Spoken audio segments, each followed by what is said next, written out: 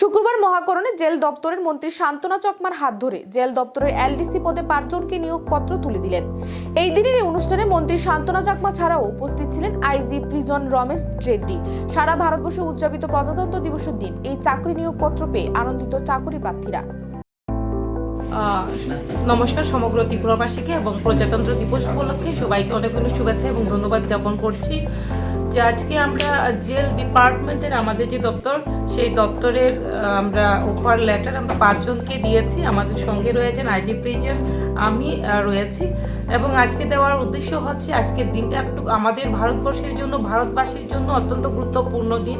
তো আমাদের আজকে দিনটা আমরা বেছে নিয়েছি।